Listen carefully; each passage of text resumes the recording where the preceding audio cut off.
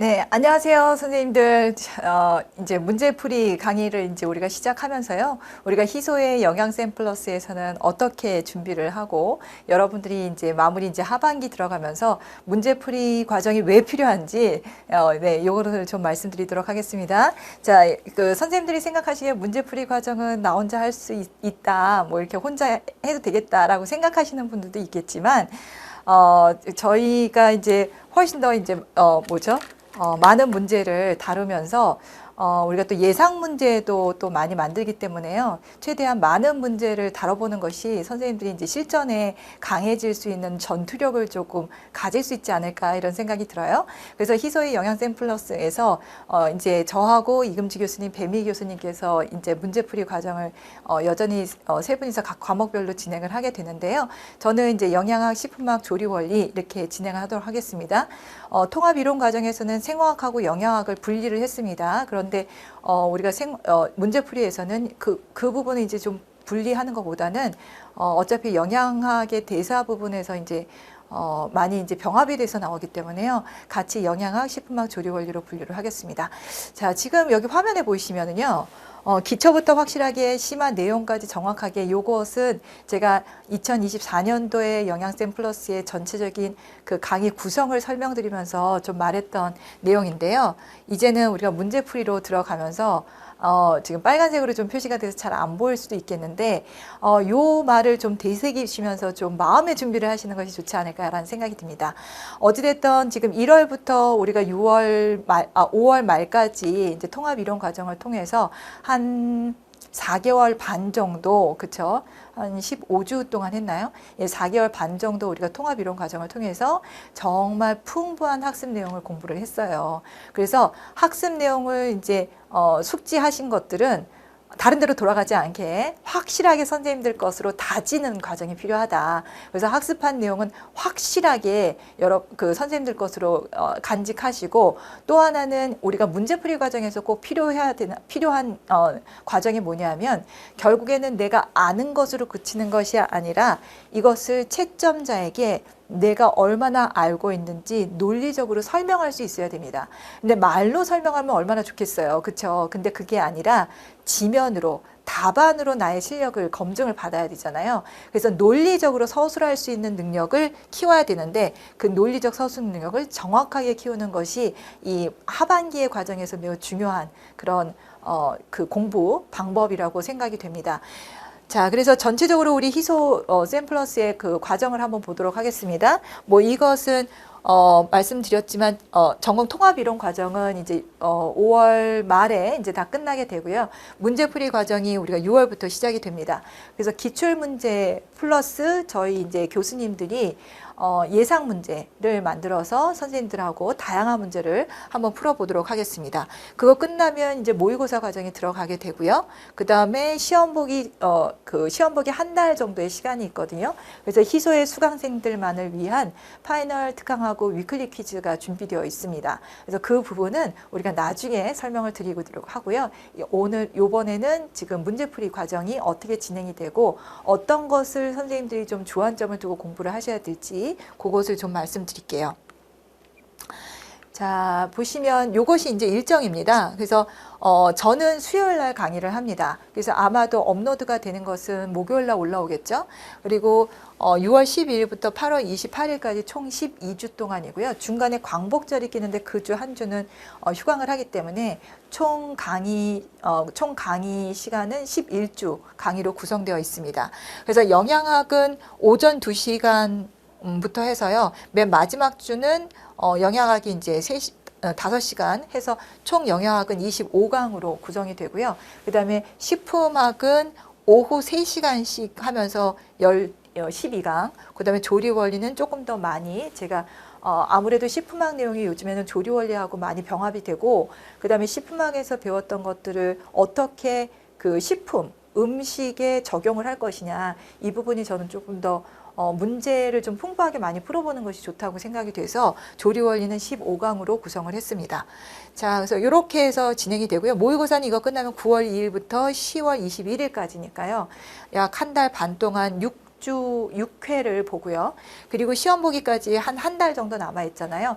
이때는 저희 세 교수님이 각각 담당하는 교과목을 마지막으로 정리할 수 있는, 한 달 동안에 마지막으로 정리할 수 있는 파이널 특강하고, 그다음 매주 간단하게 선생님들이 배웠던 것을 인출하는 연습을 할 수 있는 위클리 퀴즈를 작년에 했는데 호응도가 좋았거든요. 그래서 올해도 이 파이널 특강하고 위클리 퀴즈 제공할 생각입니다.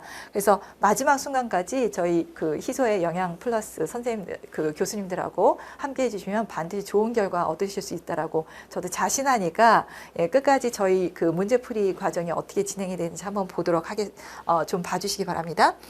자, 우리가 이제 처음에 우리가 1월 중순부터 시작을 했어요. 요즘에 점점 그 1월 달부터 시작을 하죠. 아무래도 시간이 좀 제한되고 짧게 되면 마음도 급해지고 충분하게 이제 통합 이런 개념 이해가 잘 되지 않기 때문에 저희도 재작년에는, 그러니까 작년에는 2월부터 했는데 올해는 1월부터 했거든요. 그러다 보니까 확실히 좀 여유가 있는 것 같고요. 이제 영양학하고 생리학을 저는 분리를 하면서 시수를 좀 많이 늘렸습니다.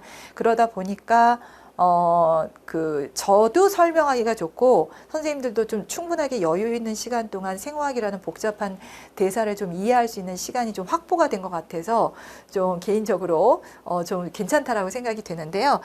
그렇다 하더라도 만약에 지금부터 해도 좀 늦지 않을까라고 생각하시는 분들도 있을 텐데 결국에는 아마도 그 초수 시작하시는 분들이 지금 시작하시는 분들은 없을 것 같고요. 아마 작년에 시험 봤다가 안타깝게 떨어지신 분들, 이렇게 할까 저렇게 할까 고민하시는 분들, 지금 이제 6월, 5월, 지금 이 영상을 찍고 있는 게 이제 5월이니까요. 5월이라고 하더라도 우리가 5, 6, 7, 8, 9, 10, 10일까지니까 6개월 한 반 정도 남잖아요. 충분히 가능합니다. 그래서 기본적인 특히나 이제 시험을 봐보신 분들은 내가 작년에 어떤 부분에서 약했고 어떤 부분이 좀 미흡했는지를 잘 아시잖아요. 그런 부분이 굉장히 그러니까 장점으로 작용할 수 있을 것 같습니다. 그래서 시간 절약을 하면서 나한테 부족한 점이 무엇인지를 확인할 수 있으니까 그 부분이 좋다고 생각이 되고, 만약에 이제 초수 선생님들 같은 경우에는 지금 차근차근 개념 정리를 하는 것을 저는 우선이라고 생각이 돼요. 그래서 개념 정리가 안 된 상태에서 문제풀이를 하게 되면 이것이 맞나 저것이 맞나 막 우왕좌왕하면서 오히려 더 불안감만 쌓이게 된다고 생각이 되니까. 그리고 우리가 영양고시의 문제들은 단편적으로 암기해서 보는 문제들이 아니잖아요. 그래서 특히 서술형 문제로 나의 논리력으로 채점자한테 설명을 할 수 있는 수준이 돼야 되기 때문에 개념 정리를 충분하게 하는 것이 중요하다고 생각을 합니다. 자, 그 다음에 그렇다고 하더라도 개념 정리가 잘 됐다고 하더라도 모든 문제를 다 풀 수 있느냐? 그것은 아니죠.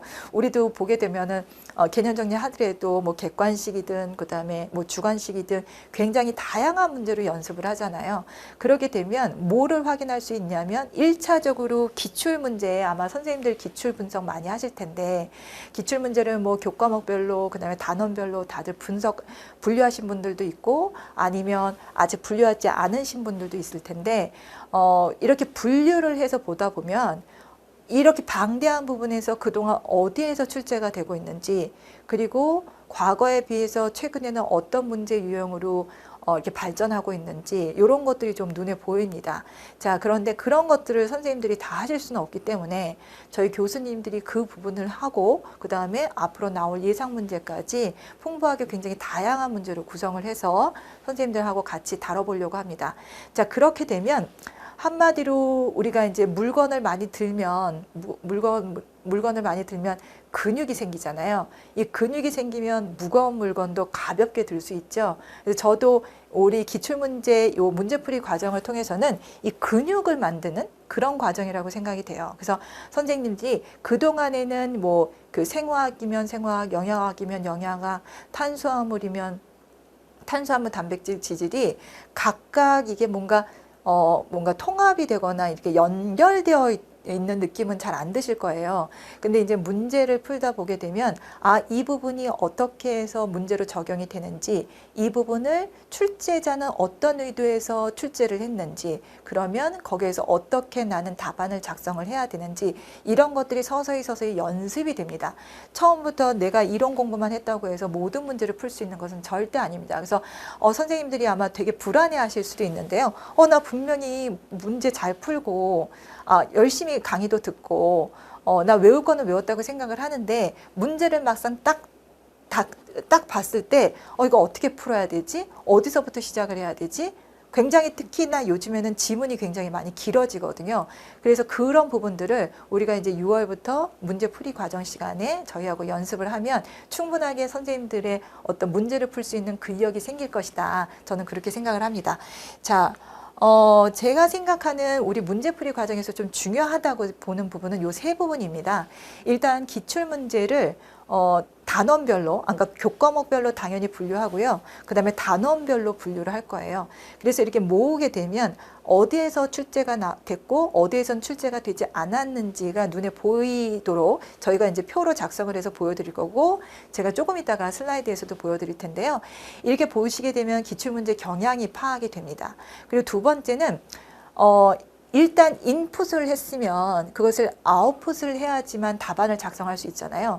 근데 인풋만 하고 아웃풋 연습이 안 되면 아무리 내 머릿속에 많이 가지고 있다고 하더라도 그것을 적재적소에 아웃풋을 할 수가 없습니다. 네, 그래서 그런 연습들이 이 문제풀이 과정에서 필요합니다. 네, 그래서 아마 선생님들이 문제를 나 이거 분명히 탄수화물에서 해당 과정 봤는데 문제가 나왔을 때는 이게 뭐지라고 당황하는 부분이 있거든요. 그래서 그런 부분들은 다양한 문제를 풀어보고 반복적으로 이런 것들이 어떻게 어디에서 적용이 되는지 뭐 이런 학습이 좀 필요하다라는 거죠. 그 다음에 세 번째는 이런 것들은 이제 우리가 단답형 문제에서는 뭐 그걸로도 충분할 수 있는데요. 예를 들어서 우리가 임용고시에서는 단답형 문제가 23문제에서 기입형 문제가 6문항밖에 안 되죠. 그래서 전공 A에서는 앞에 있는 4문제, 그 다음에 전공 B에서는 앞에 있는 2문제입니다. 물론 이제 서술형 문제, 그 다음 문제 4점짜리 문제에서도 뭐 중간중간에 이제 기입형 문제가 있는데 그것보다는 서술형 문제가 훨씬 더 많고, 그 서술형 문제를 어떻게 다뤄야 될지를 굉장히 많이 힘들어 하시죠. 특히나 제가 이제 강의 현장에서 선생님들 만나서 여쭤보면 어떤 부분이 제일 어렵냐. 저도 이제 이 공부를 하고 처음 문제를 만났을 때 그 느낌이 있으니까요. 보면 분명히 알아. 네, 이 부분은 분명히 아는데 막상 답안지를 쓸 때 어떻게 손을 대야 될지 모르겠다. 네, 이런 얘기도 하시고요. 이거 분명히 아는데 특히 식품화학하고 조리원리 같은 경우에는 화학 용어를 섞어가면서 표현하면서 서술을 해야 되잖아요. 이 화학 용어를 서술하는 것이 상당히 낯설다. 이런 얘기들을 하십니다. 자, 그런 부분들을 우리가 연습 과정을 통해서 근력을 키울 수 있다라는 말씀을 드릴게요. 그래서 논리적 서술 능력이 충분한지 이 부분을 확인하는 과정이 이 문제풀이 과정이라고 생각이 됩니다.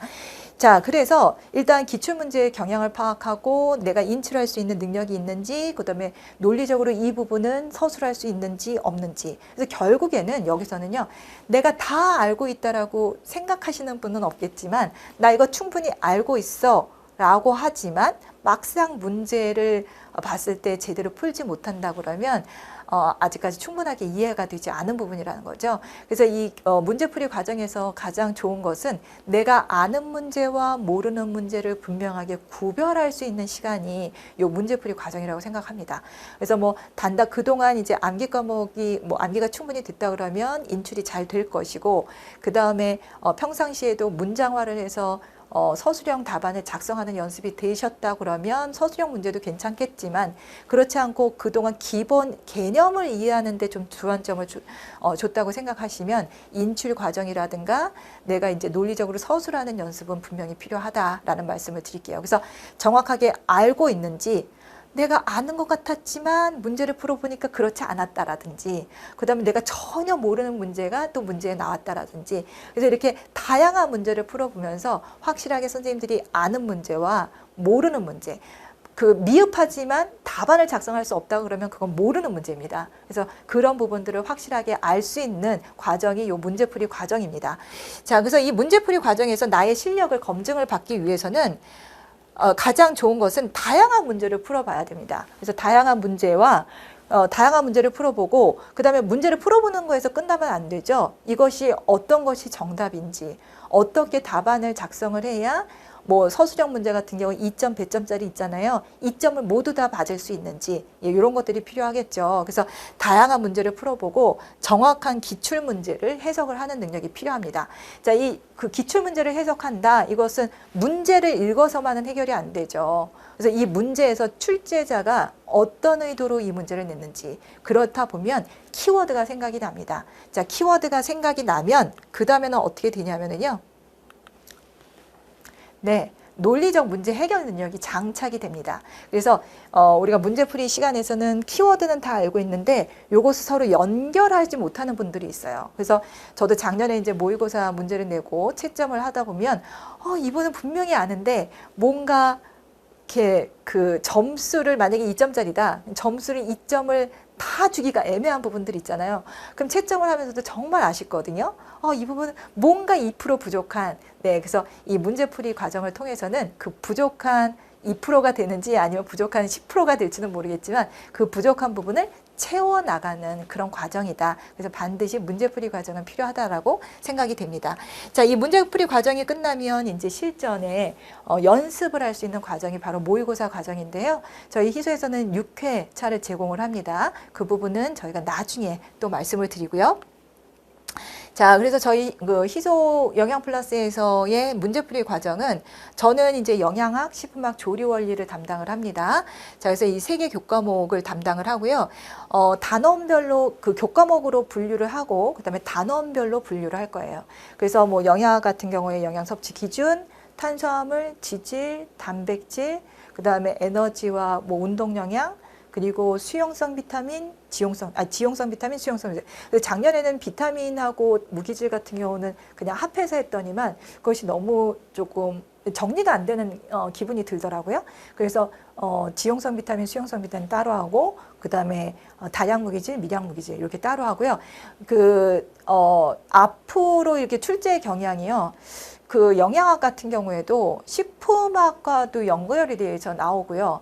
그 다음에 단원별로 분류가 되지 않고 단연히 이렇게 통합이 되는 문제들이 좀 많이 조금 출제가 되는 경향이 보이거든요.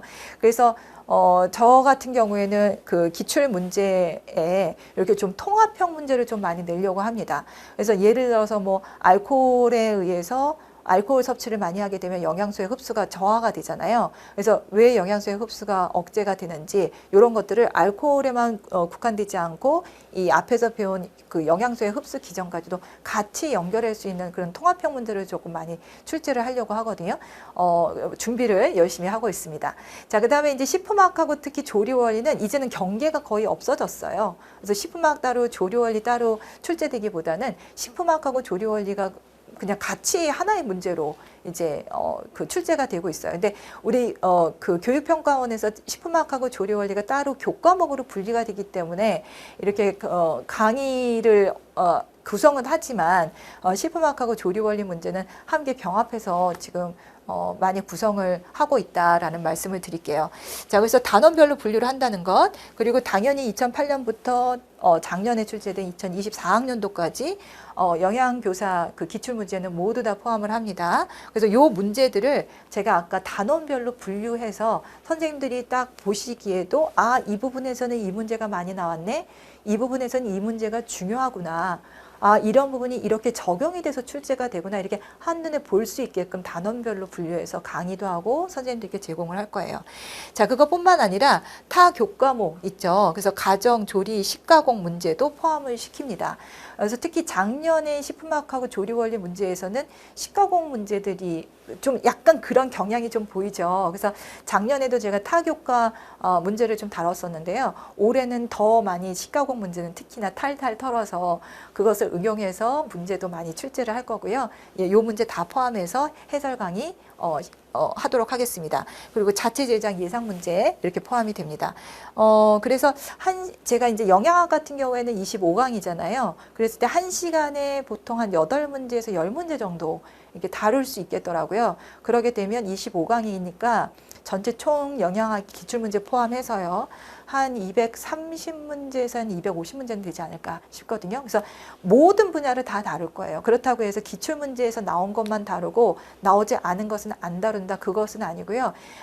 보기에 제가 중요하다고 생각했는데 아직 출제가 안 된 부분들 있잖아요. 그런 부분도 모두 다 다뤄서 선생님들이 한마디로 놓치는 부분이 없도록 모든 부분이 다 다르니까 놓치는 부분이 없고 정말 꼼꼼하게 모든 분야를 다 체크할 수 있도록 그렇게 문제를 만들고 있습니다. 자, 그래서 보시고요. 자, 그 다음에 목표는 이거예요. 기출문제를 통해서 출제 경향을 파악해야 된다라는 것. 그래서 눈에 보이고요. 그 다음에 중요한 학습 내용을 확인할 수 있습니다. 그래서 나한테 부족한 것, 내가 전혀 몰랐던 것, 알고 있었는데 약간 미흡했던 것, 이런 것들을 모두 다 꽉꽉꽉꽉 채워서 선생님들이 이제 시험 보시는 시험장에 들어갈 수 있을 때에는 모든 부분들이 다 채워져 있는 상태에서 들어갈 수 있도록 그렇게 그 문제풀이 구성을 하겠습니다. 그래서 문제풀이는 앞에 있는 통합이론 과정에서 다뤘던 중요한 기전들 있잖아요. 이런 것들은 문제풀이에서 다시 한번 재복습을 하는 기분으로 다시 한번 복습을 할 거예요. 그래서 단순하게 문제만 풀고 넘어간다라고 생각하시지 말고 그렇게 해서는 또 되지도 않고요. 중요한 개념은 다시 복습을 하면서 차곡차곡 선생님들이 알고 있는 것들을 놓치지 않고 모르던 것은 새롭게 알 수 있는 그런 기회를 만들어 드리도록 하겠습니다. 자, 그래서 여기서 보시면 취약점을 보완해서 보다 완벽한 답안을 작성할 수 있는 그런 연습 기간으로, 연습 단계로 생각하시면 되겠고요. 그래서 이제 문제풀이 문제는 지금 우리 그 학원 홈페이지에 올려져 있을 거고요. 그래서 그 문제를 강의가 시작하기 전에 미리 풀어보시면 좋겠습니다. 그래서 왜냐하면 지금 강의가 시작하기 전에 미리 풀어봐야지 안 그러면 제가 강의하는 답안을 이게 거의 받아 적는 수준이 되게 되면 선생님들 그렇게 머릿속에 기억 남는 것이 없어요. 그래서 제가 예로 들었을 때 뭐냐면 제가 이걸 되게 많이 얘기를 하는데 예전에 요즘에는 이제 내비게이션이 굉장히 좋아졌잖아요. 그래서 어디를 가려고 그러면 내비게이션을 찍고 그거를 이제 따라가게 되는데 그렇게 되면 제가 그 다음번에 내비게이션 없이는 갈 수가 없어요. 사람을 바보로 만드는데. 그런데 제가 내비게이션을 보지 않고 지도를 보고 미리 그 길을 숙지하면 내비게이션 없어도 그 길을 갈 수가 있습니다. 그래서 이 문제풀이 강의를 듣기 전에 제가 권장드리는 것은 문제를 반드시 먼저 풀어보셔라. 그래서 강의가 됐을 때는 내가 작성한 답안하고 그다음에 교수님이 작성한 답안 그리고 서술형 문제도 내가 서술형 문장을 만든 것하고 교수님이 만든 문장에서 어떤 부분이 놓치는 부분은 없는지 아니면 제3자가 읽었을 때 어떤 것이 좀 더 보다 쉽게 서술이 됐는지 이런 것들을 확인하시는 단계로 활용하셨으면 좋겠습니다. 그래서 문제를 반드시 먼저 풀어보시고 그 다음에 문제를 먼저 풀어보시고 그 다음에 강의를 수강하는 것을 좀 권장드릴게요. 자, 이것은 2008년도부터 2024년도까지 그냥 요거는 샘플입니다. 네, 그래서 영양학에서 이런 어떤 툴을 만들었어요. 그래서 그동안 어떤 부분에서 어떤 문제들이 많이 나왔는지 이렇게 조금 정리한 건데요. 이런 것들도 선생님들께 모두 다 제공이 됩니다. 그래서 요거만 보셔도 그동안 어디 부분에서 나왔다. 그 다음에 이 부분에서는 중요한데 안 나왔네 라는 부분들 있잖아요. 그래서 요런 표로 받아보셔도 금방 확인이 될 수 있게끔 그렇게 보시고요. 저희도 이런 것을 작업을 통해서 예상 문제를 만들어요. 그래서 예상 문제가 뭐 그대로 만드는 것은 아니겠죠. 예상 문제를 만들고 그다음에 그동안 기출되어 있는 그 지문을 읽는 것이 굉장히 중요합니다. 예, 그래서 그 지문 속에서 문제를 만들기도 하고요. 지문 속에서 파생 문제를 만들기도 하고, 그다음에 이건 중요한데 아직까지 나오지 않았다. 그다음에 타 교과에서는 나왔는데 우리 문제는 나오지 않았다. 이런 부분들을 고려를 해서 예상 문제를 만듭니다. 그래서 선생님들이 이제 저희하고 같이 하게 되면 정말 꼼꼼하게 정말 그 물 셀 틈 없이 빈틈 없이 모든 분야를 다 확인할 수 있을 거다 이렇게 좀 말씀을 드릴게요. 자, 요거는 제가 이제 샘플로 샘플로 이제 작년에 나왔던 기출 문제를 보여드리는데요. 지금 영양학 문제예요. 전공 A 부분입니다. 자, 보시면 식이지방의 운반과 대사 부분이에요. 그래서 요 식이지방의 운반과 대사 부분은 굉장히 많이 나왔었잖아요. 근데 요것은 보시면 아포단백질과 결합이 돼서, 그러니까 그 식사 후 지방의 소화 과정을 보는 건데, 선생님들이 딱 보시기에는 카일로마이크론이라고 생각이 될 거예요. 자, 카일로마이크론이라는 지단백질을 형성한 후 이 지단백질은 그 카일로마이크론은 지용성이기 때문에 문맥으로 갈 수가 없죠. 그래서 림프관을 통해서 이동한 후 혈액순환계로 들어가서 혈액순환을 거듭한다 이렇게 되어 있습니다.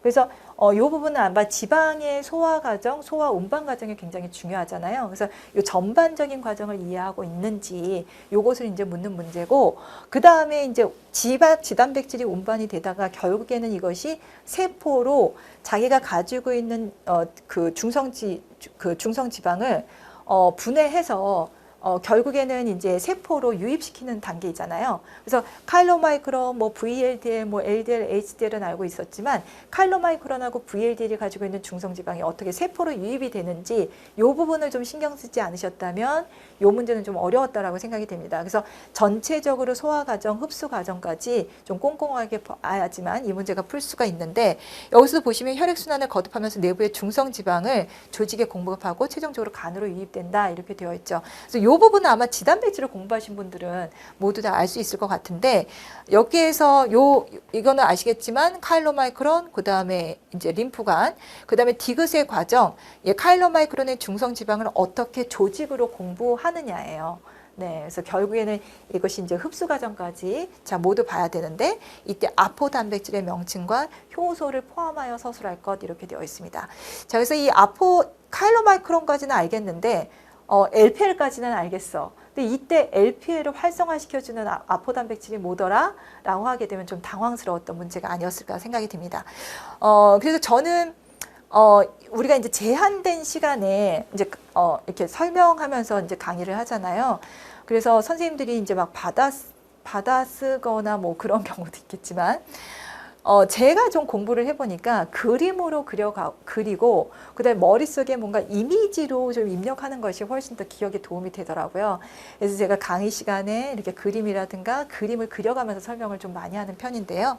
여기서도 보게 되면 요것이 이제 소장 점막에서 흡수가 된 요것은 이제 중성지방하고 콜레스테롤이 들어있는 카일로마이크론입니다.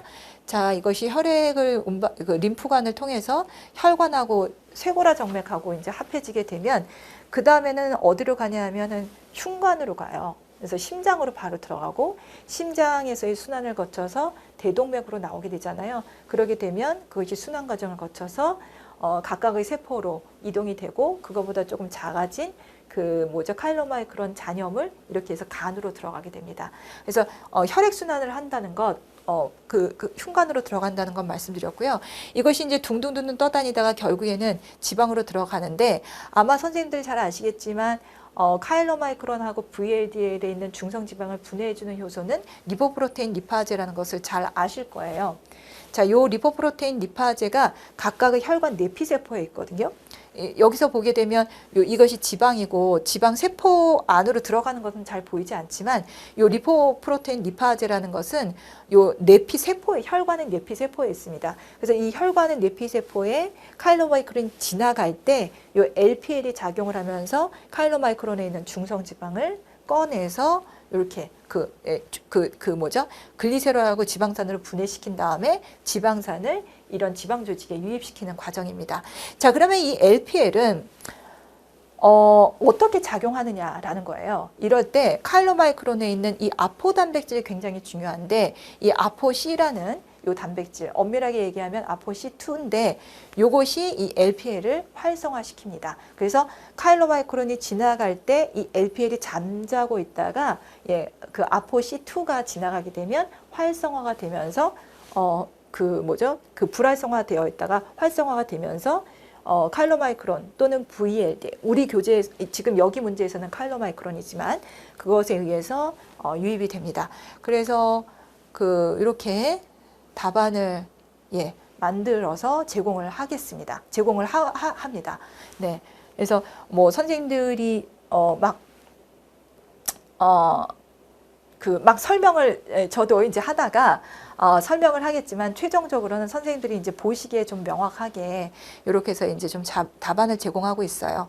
그래서 세 번째 문제 같은 경우에는 카일로마이크론은 아포 단백질인 C2에 의해서 활성화되는 LPL은 조직의 모세혈관 내피세포에 존재하면서 카일로마이크론에 함유되어 있는 중성지방을 2개의 지방산과 1개의 모노글리세라이드로 가수분해하여 조직세포로 유입한다 이렇게 되어 있습니다. 그래서 이 부분은 저는 최대한 자세하게 말씀을 드릴 거예요. 왜냐하면 제가 이제 여러 가지 뭐 글을 쓰고 뭐 문장을 작성하더라도 일단 좀 자세하게 쓰면은 그 다음에 거기서 좀 추려서 문장을 좀 짧게는 할 수 있는데 짧게 된 문장을 길게 하기는 어렵잖아요. 그래서 저는 선생님들한테 이제 좀 자세하게 그 서술형 문장으로 좀 보여드리고요. 그 다음에 선생님들이 요것을 조금 더 선생님들만의 언어로 이렇게 좀 간추려두는 것이 좀 더 좋지 않을까 이런 생각이 듭니다. 그래서 저는 좀 더 자세하게 좀 말씀을 드린다라는 말씀을 드리고요. 그리고 이것도 작년에 나온 건데 우유 단백질의 응고 기전입니다. 이 부분은 이제 특히 이제 시프막하고 조리 원리에서 거의 매년 아니면 자주 나오는 것이 탄수화물에서는 전분의 호화 노화예요. 노화는 아직 잘 안 나오죠. 호화 나오고. 그다음에 단백질에서는 단백질 변성부터 해서 뭐 두부의 응고, 그다음에 우유, 치즈 제조 과정 이런 것들이 정말 많이 나오죠. 그다음에 지질에서는 지질의 산패가 많이 나오고 색소에서는 색깔이 어떻게 변하는지, 그렇죠? 그래서 뭐 효소적 갈변 반응, 비효소적 갈변 반응 이렇게 나오고, 그 다음에 맛, 뭐 냄새, 물성 이런 식으로 해서 좀 단답형식으로 나오는 부분입니다.